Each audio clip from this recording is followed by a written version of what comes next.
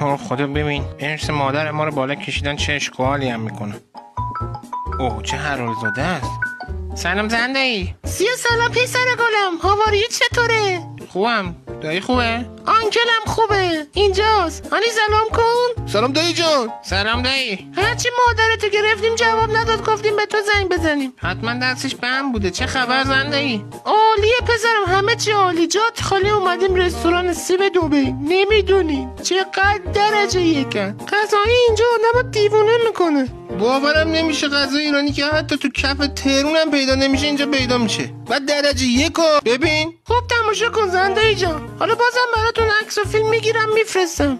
نه حالا لازم نیست. نه باید ببینین تا چشتون درات. بله.